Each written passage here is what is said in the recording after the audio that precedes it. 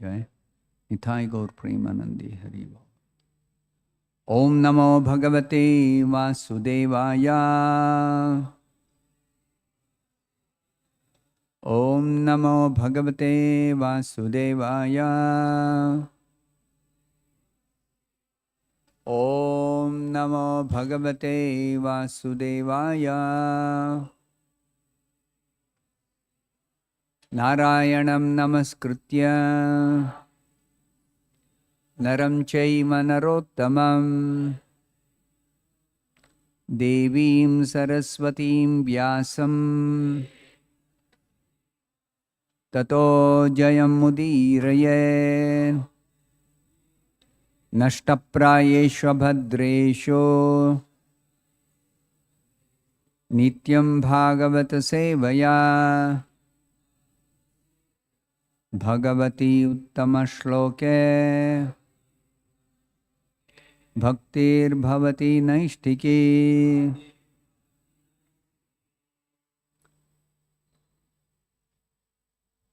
Reading from Srimad Bhagavatam, Canto 10, Chapter 4. Chapter 4 is entitled The Atrocities of King Kamsa.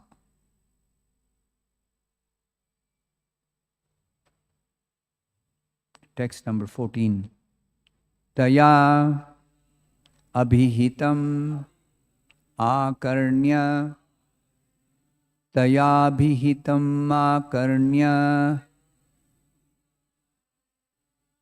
Kamsaha parama vismitaha. Kamsah parama vismitaha. Devakim Vasudevam cha. Devakim Vasudevam cha. Vimuchya Prashrito Abravit. Vimuchya Prashrito Abravit. Tayabhihitam akarnya. Kamsa paramavismitaha. Devakim Vasudevam cha. Vimuchya Prashrito Bravit.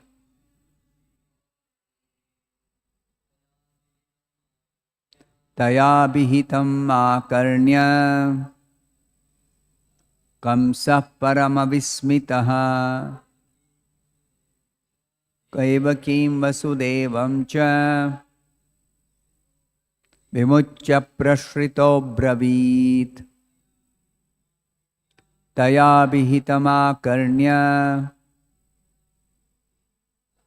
Kamsa paramavismitaha. Devakim Vasudevam cha. Vimuchya Prashrito Bravit. Tayabhihitam Kamsa paramavismitaha. Devakim Vasudevasya. Vimuchya Prashrito Bravit. Taya, by the goddess Durga. Abhihitam, the words spoken. Akarnya, by hearing.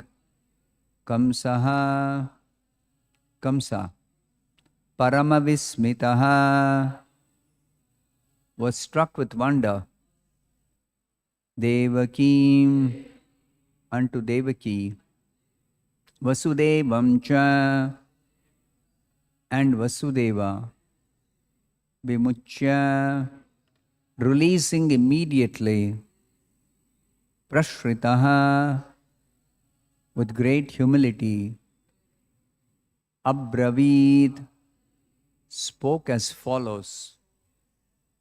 Translation and purport by His Divine Grace A.C. Bhaktivedanta Swami Prabhupada. The translation is as follows. After hearing the words of the goddess Durga, Kamsa was struck with wonder. Thus he approached his sister Devaki and brother-in-law Vasudeva, released them immediately from their shackles, and very humbly spoke as follows. Please repeat this translation after me. After hearing the words of the goddess Durga, Kamsa was struck with wonder. Thus he approached his sister Devaki and brother-in-law Vasudeva, released them immediately from their shackles, and very humbly spoke as follows. Purport by Srila Prabhupada. Kamsa was astonished because the goddess Durga had become the daughter of Devaki. Since Devaki was a human being, how could the goddess Durga become her daughter? This was one cause of his astonishment. Also, how is it that the eighth child of Devaki was a female? This also astonished him. Asuras are generally devotees of Mother Durga, Shakti, or of demigods, especially Lord Shiva.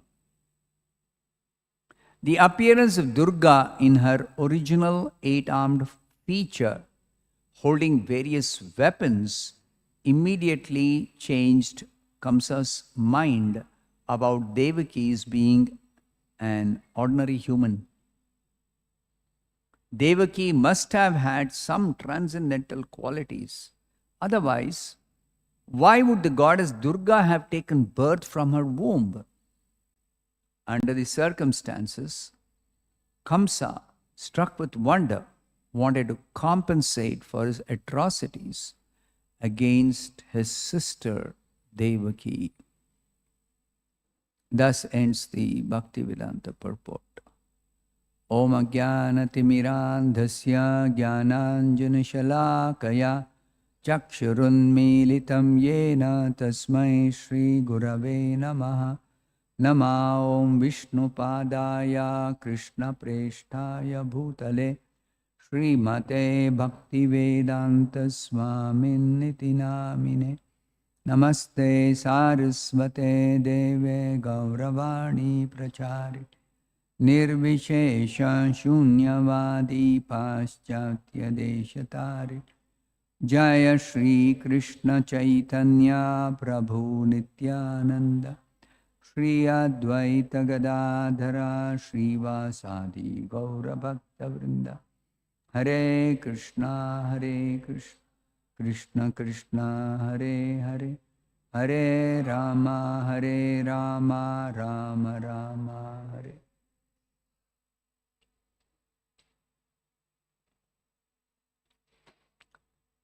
These are words spoken by Shukadeva Goswami. He is speaking to Parikshit Maharaj and all the assembled saintly persons. He is narrating the pastimes of the Supreme Lord.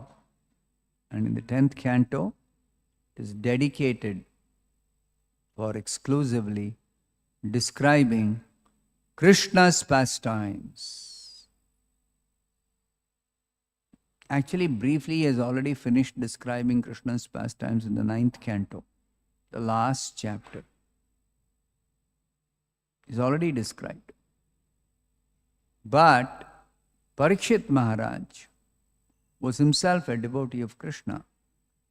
He requested Shukadeva Goswami to tell in detail about the pastimes of Krishna. Because he himself is a devotee, He has already said in the beginning of the 10th canto that hearing the pastimes of Krishna is all auspicious.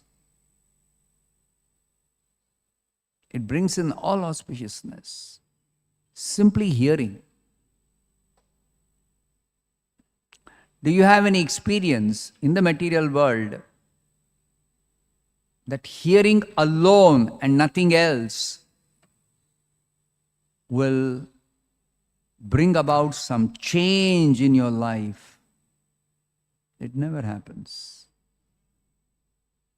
Hearing cannot, in the material world, about material things, material events, material persons, it cannot do anything to you. If at all you hear something, you have to act on that. You have to do something after hearing.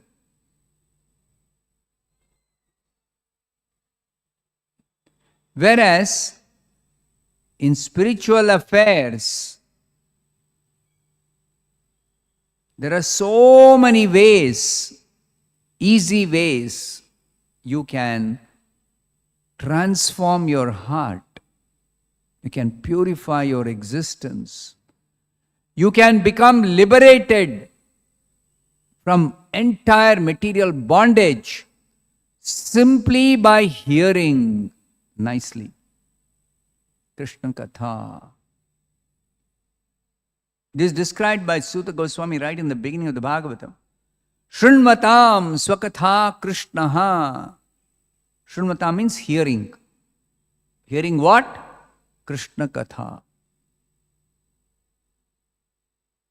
What does it do? Punya Shravana Kirtanaha. Simply hearing in itself earns you tons and tons of punya. Incalculable punya. Otherwise, for a little punya, so much of tapasya has to be done. Vrata, yajna, dana. So many rules and regulations have to be followed.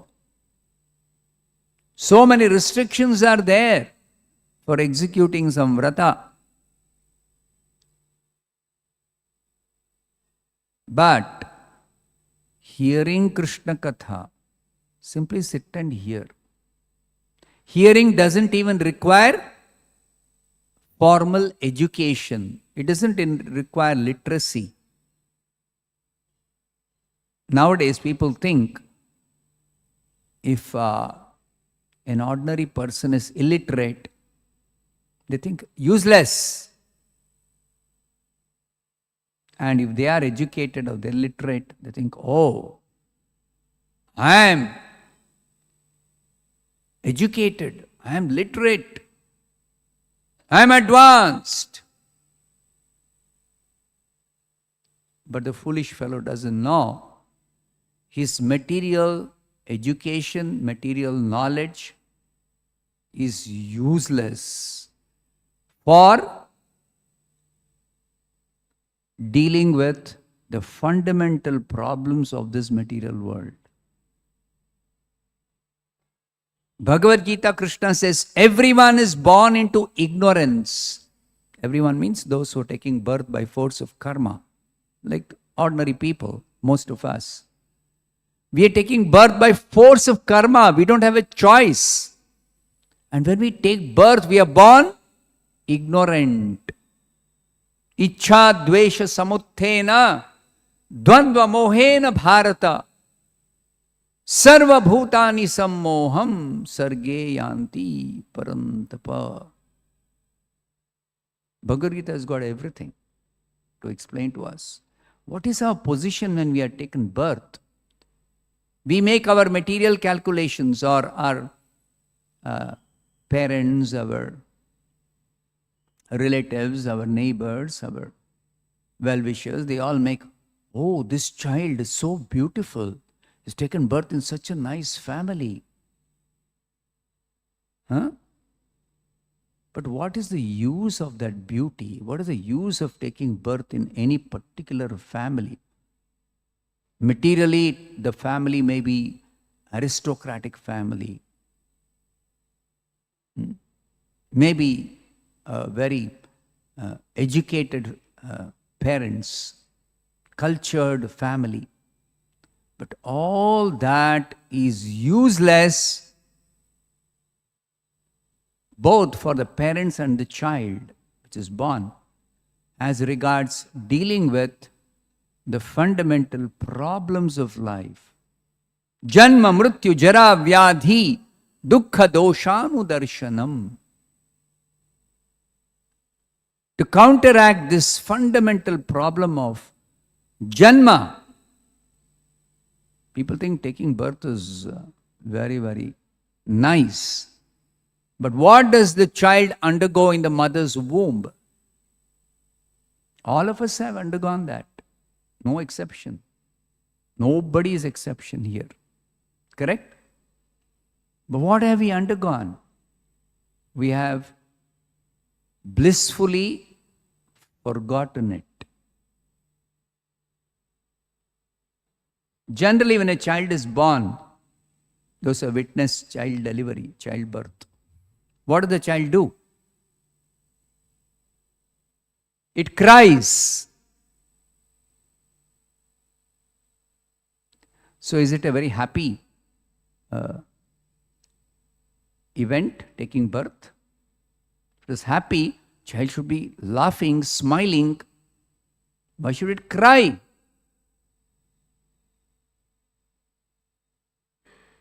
So the Bhagavatam describes what is it the child has undergone in the womb of the mother.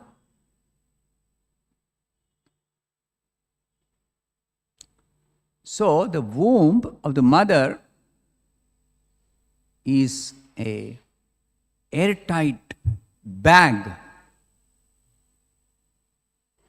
It has got all kinds of secretions, including acids. And the child's tender flesh, very, very soft skin, it is virtually burnt by the acid. Even after your body has developed adult, this skin which has become much harder and rough, on this you pour a little acid, what will happen? Immediately it will burn. The child, all of us, child means all of us, when we were in a mother's womb, every time the mother eats, there is a acid secretion. Anybody eats, after eating, for digesting, there is a acid secretion. And that acid, it is meant for digesting the food, but the child inside the womb, it also has to experience the burning. Then in the mother's womb, there are millions of small worms. And these worms keep biting the child. Millions of them. Because the womb is filled with pus, mucus, urine, undigested material like stool before it is evacuated. All these obnoxious things are there in the womb. The child is like, oh, how long I had to suffer. So after the 7th month only, the external consciousness is given to the child. Otherwise it would go through hell if it had consciousness right from the beginning. So the consciousness is subdued. It's like in a sleeping condition. It's called sushupti avastha. Ignorance, state of ignorance. So 7 months, the child doesn't have to suffer any pain or any kind of difficulty. 7th month, the child gets external consciousness. It's like waking up from sleep. And then as soon as it wakes up, where am I? What is this place? Horrible! And the child cannot express itself. After it comes out, whenever it has any problem, it will cry, mother will immediately attend. Somebody will attend to the child and comfort it. But inside, what can be done? It is imprisonment. It is imprisonment. And foolishly, we all think, oh, so nice. Taking birth is so nice. Janma, Mrityu. Mrityu, no need to say anything. If we are not aware what happens at death, exactly, then Garuda Purana describes, it's like about 10,000 scorpions simultaneously biting one person. That never happens before death. It happens at the time of death. The pain one suffers when one is forced to leave this body. Death means leaving this body for the spirit soul, for the real you, for the real I, for the real person. So 10,000 scorpions are biting. How much pain? One scorpion bite we cannot tolerate. One ant bite we cannot tolerate. What to speak of scorpion? So it is big torture. Death is a big torture. And more than the pain, the shock that suddenly everything had to leave and go. Mrityu sarvaharaschaham. Krishna says in the 10th chapter of the Bhagavad Gita, what is Mrityu? Mrityu means death. Death means sarvaharaha. I take away everything at the time of death. Get out. Supposing you are sitting at home, nicely, surrounded by very nice family members or relatives or friends. Suddenly somebody comes and says, get out! And you don't even have time to prepare. You don't have time to prepare. Instantaneously, almost. Like they say, no, suddenly he died. As if there is something called, slow death. There is nothing like slow death. Death is always sudden. Immediately leave the body. And all alone. Where am I going? What is happening to me? I don't know. So much of fear, so much of uncertainty, not for the devotees, for the non-devotees. Devotees know. Death means change of body. And having practiced spiritual life, they are safe. They are actually completely protected by Krishna as Paramatma, who will guide the devotee out of this body to the next body or the next situation. Very nicely, Krishna will take care of devotees. Of course, Krishna guides as Paramatma even the non-devotees to go to the next body. Death means change of body. Transference from this body to another body, new body, from the old body to the new body.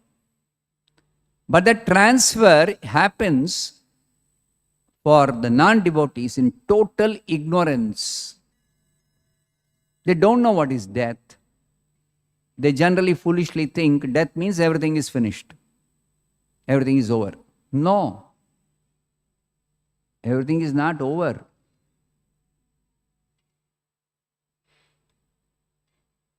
So, Janma, Mrityu, Jara, old age. What are all the difficulties one faces in old age? Invalidity due to old age.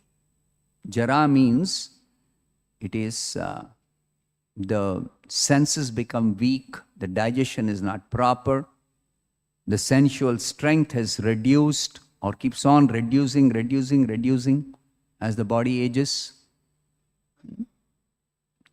So, problems associated with old age are many.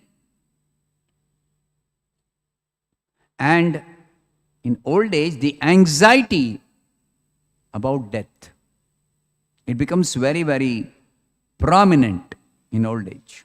The anxiety about death. Don't know when I am going to die.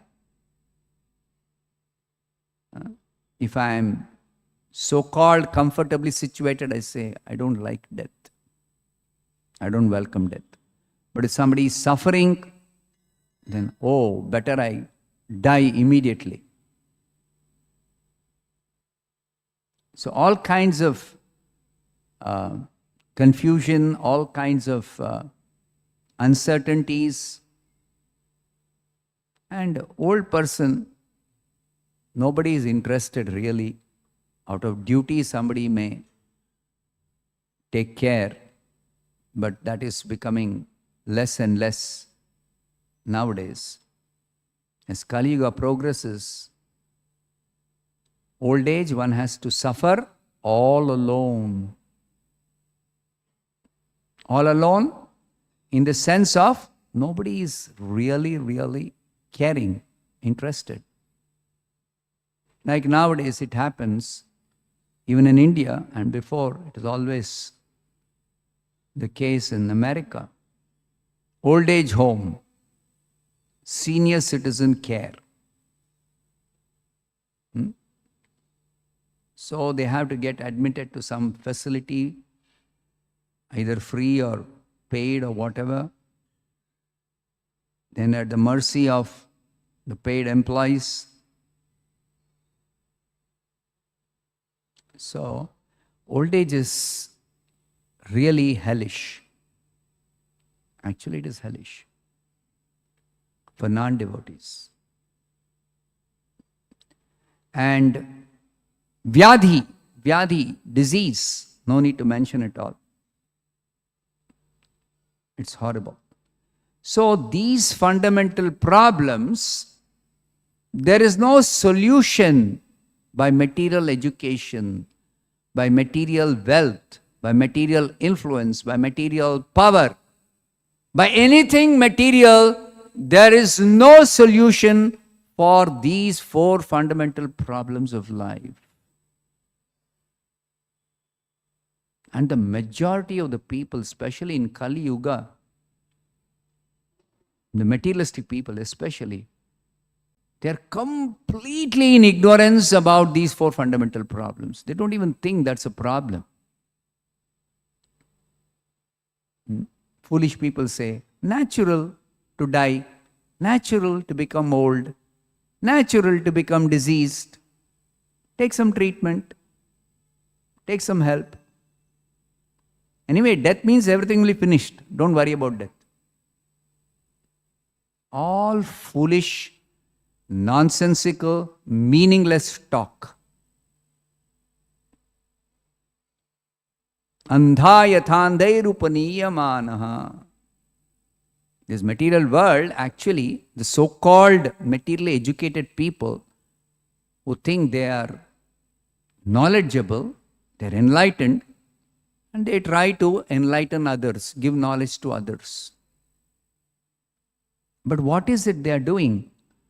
It's like blind leading the blind. There are some blind people, if they have to be directed or led safely, they should take help of a person who has got eyesight. who's got vision. What are the fate of blind people who take help or guidance of another blind person? Both will end up in the ditch. That's all.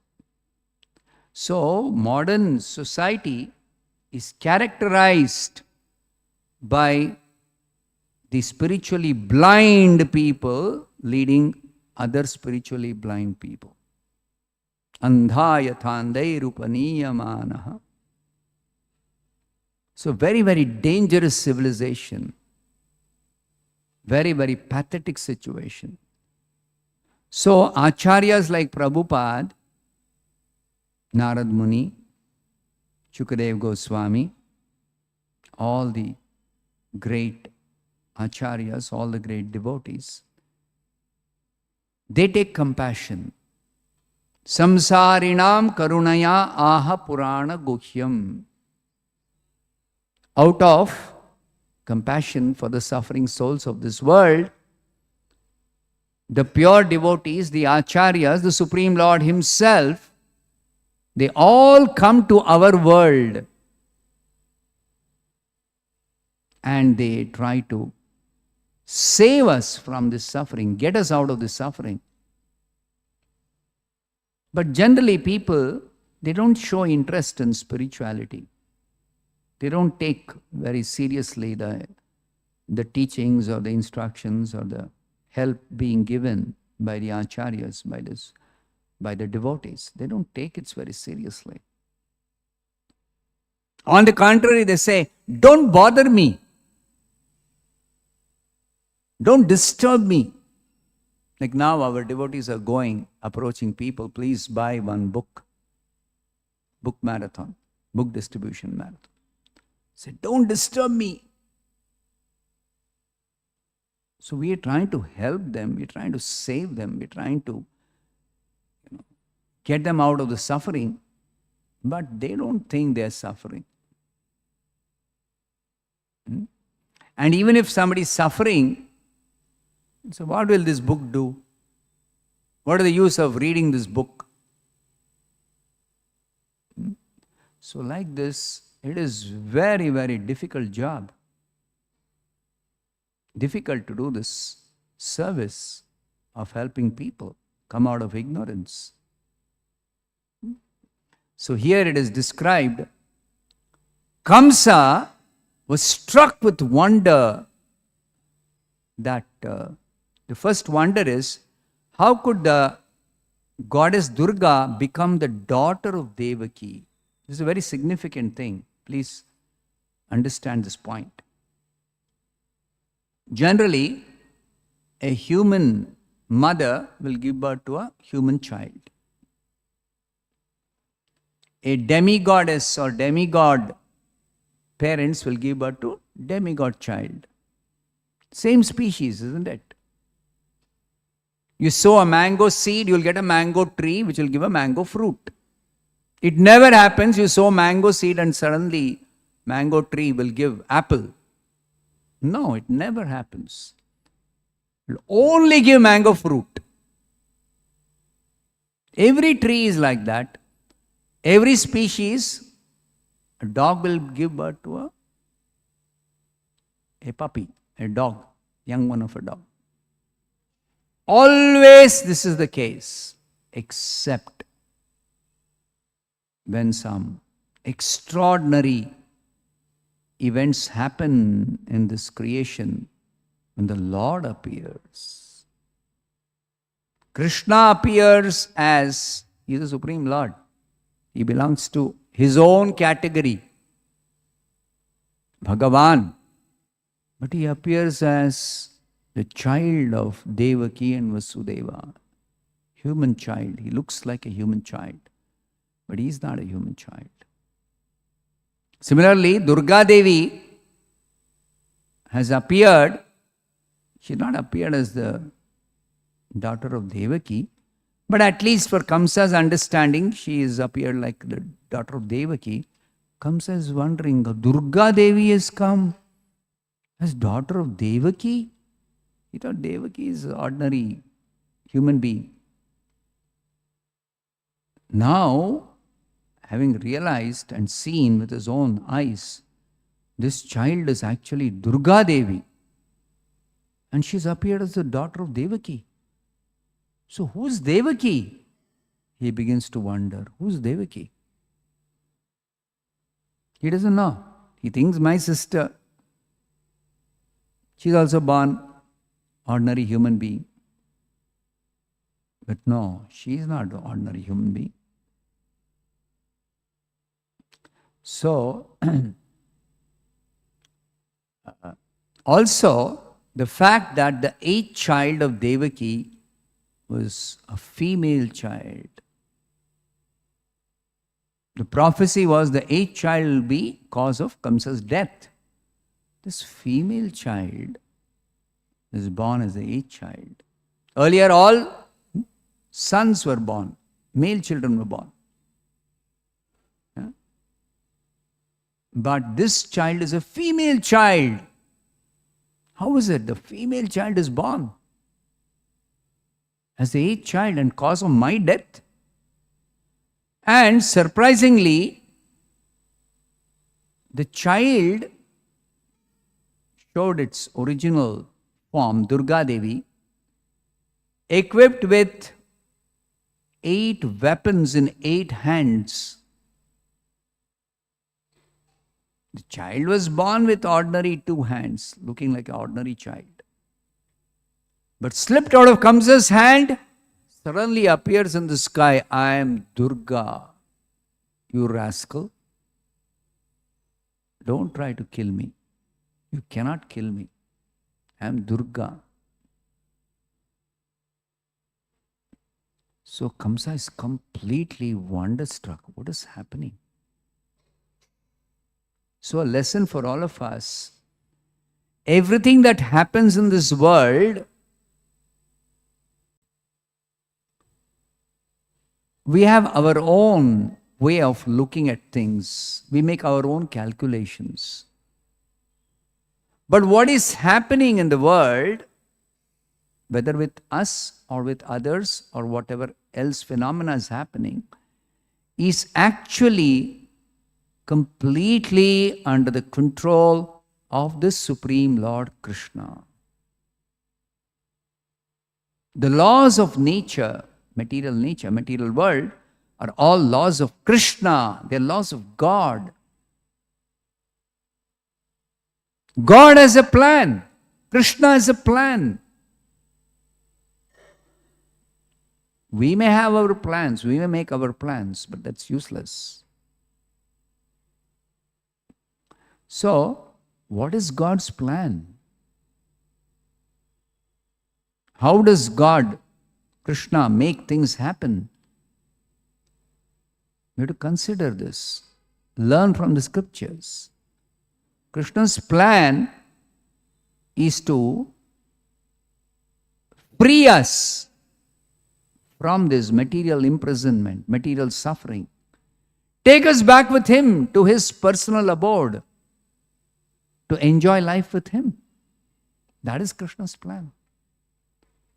But we have got our own plans. We think we belong to this world. We identify with somebody else. Krishna says, I am your father. Says, no, you are not my father. How can you be my father? This is our foolishness. Krishna says, come with me. No, I don't want to come with you. So, especially people like Kamsa, materialistic persons, demoniac persons, they are always trying to deny God. They want to remain godless. They are godless, but they want to remain godless. They want to challenge God. They want to kill God. So this is utter foolishness. Utter foolishness. Because even though they are completely controlled by God, they think they are independent. This is the biggest problem in this present age. Everyone thinks I'm independent. Nobody is independent. This very body that we have, I've told this many times, is actually simply an imprisonment for us. As spirit soul,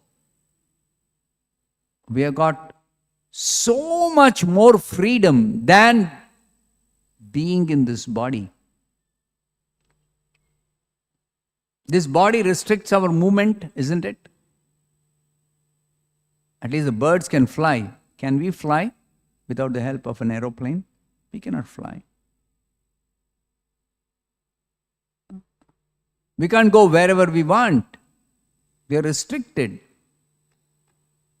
to travel only on the land. Can we freely be in the water body, like the aquatics? They're happily there. They have no fear. They don't have to swim, beat their hands and legs for floating. No. So, this body itself is actually the symbol of our being completely controlled. No independence. No independence. The body is full of ignorance. Body is full of so many miseries.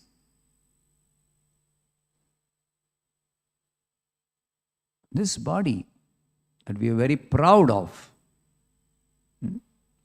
actually this body is filled with so many problems.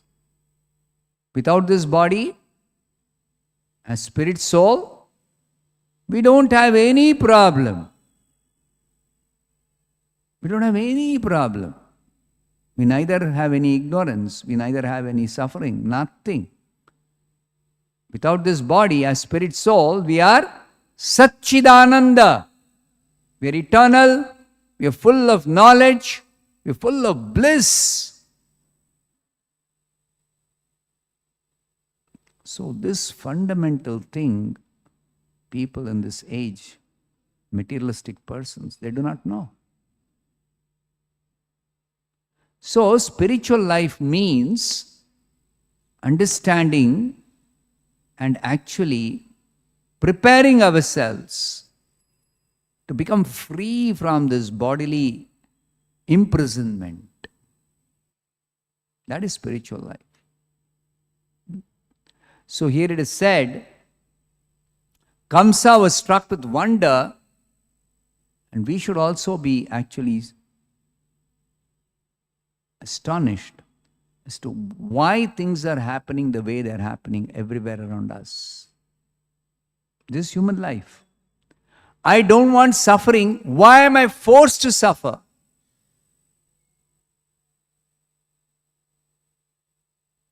I don't want to become diseased. Why am I forced to become diseased? Why sometimes I'm healthy, sometimes I'm not healthy? Sometimes I'm very energetic, sometimes I don't have energy.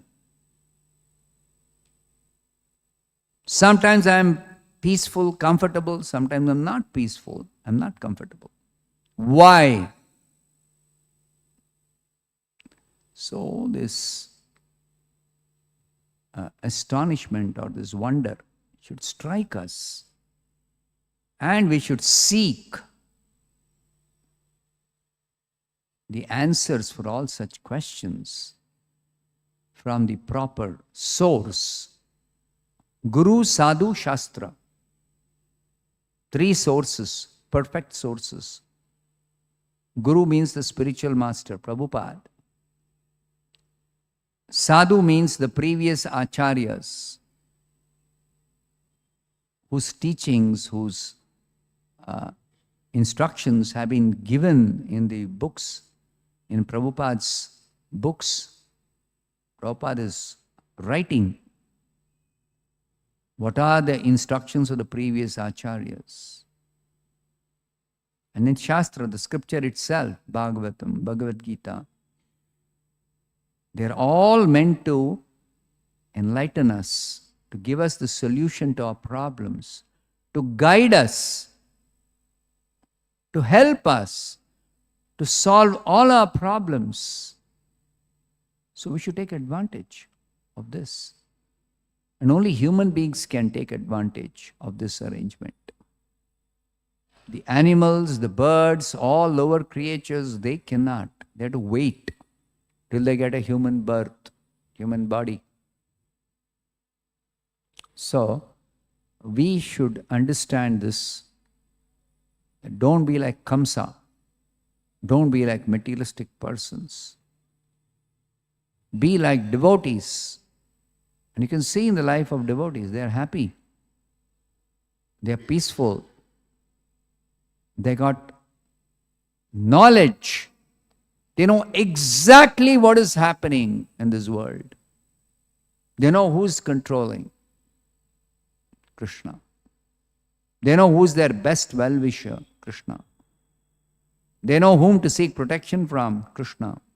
They know Krishna never fails anybody. So, become a devotee. Therefore, Krishna says, become my devotee. Manmana bhava mad bhakto madhyaji mam namaskuru. People like Kamsa will never bow down to Krishna, never worship Krishna, never become devotee of Krishna. You see? So don't remain like Kamsa. Become a devotee. And immediately, as soon as you take the first step towards becoming a devotee, what is the first step? You simply have to vibrate your tongue and say, Hare Krishna, Krishna Krishna, Hare Hare, Hare Rama, Rama Rama, Hare Hare. Immediately, your spiritual life has begun.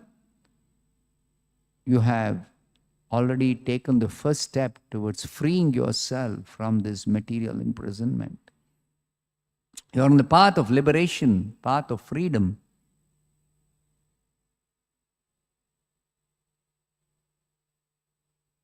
I'll stop here. Grantaraj Srimad Bhagavatam ki jai, Srila Prabhupada ki jai. I have two announcements. We'll be celebrating Sri Sri Krishna Balaram Rath Yatra on 28th December, coming Saturday. Rath Yatra starts from Palace Anjaneya Temple at 4:30 p.m. The inauguration will be there at 4:30.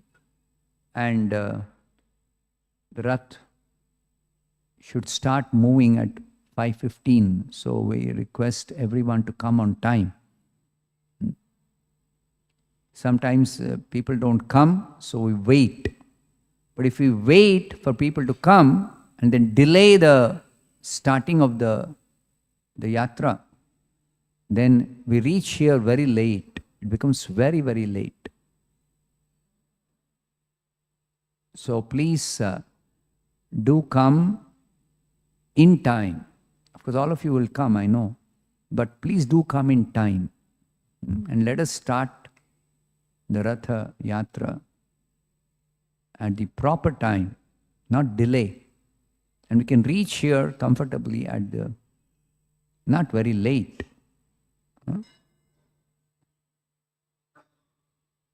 So the Rath Yatra will start from Palace Anjaneya Temple and end at our temple. It will be pulled by the devotees, Krishna and Balaram. Next announcement, we'll be celebrating Vaikuntha Ekadashi on 10th January, Friday. So we'll have Vaikuntha Dwara Puja at 6:30 a.m., 6:30 in the morning. Darshan will be open throughout the day from 7:15 a.m. to 10 p.m. continuously.